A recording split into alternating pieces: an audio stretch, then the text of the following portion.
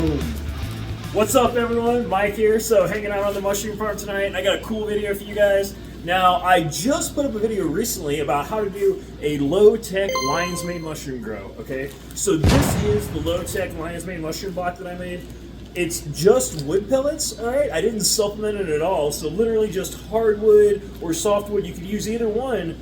Fuel pellets, like this one would just put in like a wood stove, a pellet stove or something like that. It's the exact same thing. I used 5 cups of wood pellets, and then I put 5 cups of boiling water in there, and we let it go ahead and puff up, cool down to room temperature, and then I inoculated it with a quart of grain spawn, okay? And I just made a video about this, and everyone was really enjoying it.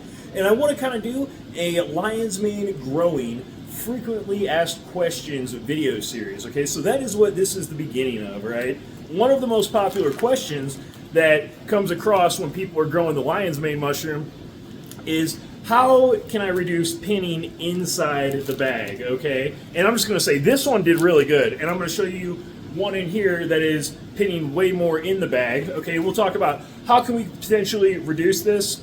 Now first, before we get into that, I want to say too, some of my subscribers have even answered questions for me down in the comment section below, and you guys provided great answers, so I want to encourage you to keep doing that, okay? So if some of you guys are skilled cultivators out there, and you know some of these answers to help some of the other subscribers, please go ahead and keep commenting in the comment section, because it just helps everyone out, and it boosts the videos and the algorithm, everything. So everybody wins when that happens. So I want to encourage you guys just to keep commenting, keep asking questions, and for those of you who do know, go ahead and reply if I can reply in time. But some of you guys might get videos made for you just like this one, all right? And if not, I always try to reply to every comment. Now, anyway, back to this video. Now, one of the most common questions I've heard over the years is how to reduce the pinning, like I said, on the block inside the bag and get more energy into the mushroom. And now I just want to say, sometimes this is strain dependent, all right? Now, I have one in here, and it's just due to the nature of the strain, how it grows.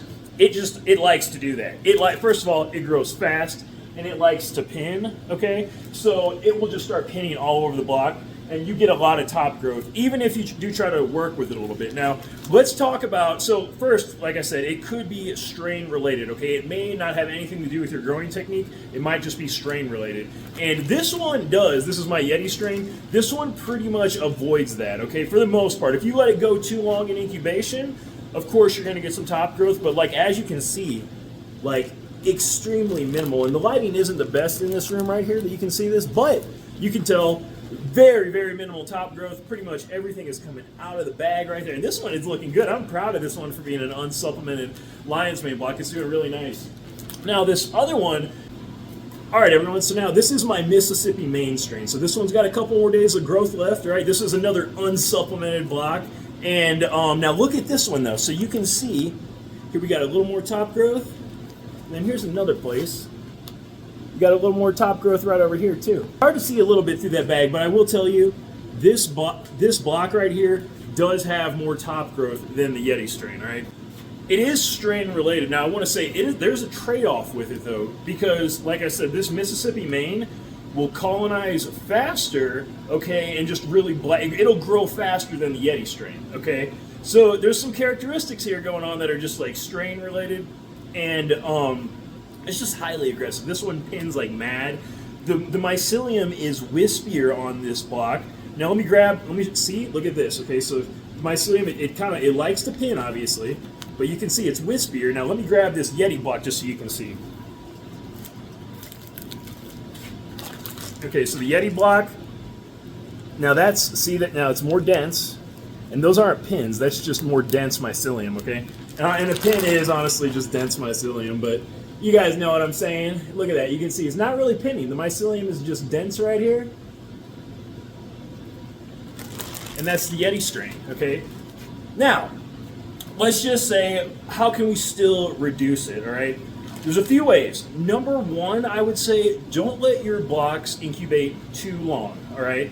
So if you keep your blocks in incubation too long, they will just get more growth in the top of the bag, and then they'll naturally want to keep going like that, okay? They'll want to keep maintaining that growth pattern.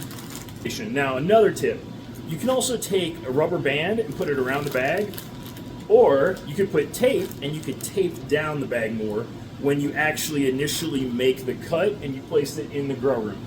And what that's doing is that it's forcing the oxygen, like a higher oxygen environment, it's forcing all that out, okay, and it's making it higher in CO2, and then it's making the high oxygen environment the cut you make, all right? So it'll pretty much direct all the fruiting energy to that slit for the most part, okay? Like I said, you'll still get variances between strains, but if you do that, you can kind of help it want to go out that front little slice that you make, you know, kind of encourage it to go out that hole a little more. Now, the last thing I'll leave you with as far as a tip about this whole excessive fruiting in the top of the bag or just excessive fruiting of lion's mane in the bag, like I said, it could be strain related, it could be related to your incubation time, it could be related to the way that you're kind of like tying the bag down.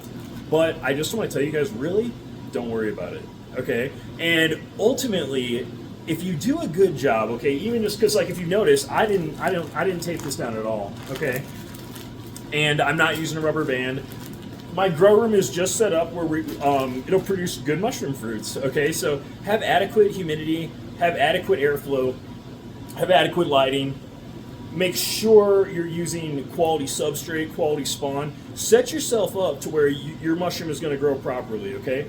And if you do that, you usually don't have to split hairs too much as far as trying to get that like extra couple percent, you know what I'm saying? Because really, I just want to say, even with all my years of experience, even if I would fully load this grow room and put over 100 blocks of lion's mane, you know, big blocks too, you know, never take the time to do any extra work to reduce top growth. You'll even see me sometimes just put all those blocks in there and then leave the top standing straight up, okay? And not even fold it down, and you'll still see me get massive mushrooms, okay? And like I said, a lot of times, sometimes people are just splitting hairs. Don't worry about it, because I'm sure everyone's gonna do absolutely fine with it. But if you guys see some top growth, because it is common to see top growth, just don't stress about it. Do what you can to minimize it and move on, all right? Now, anyway, that's all I got for you on this one, guys. So I hope you guys all found this helpful and informative. If you did, please drop this video a like.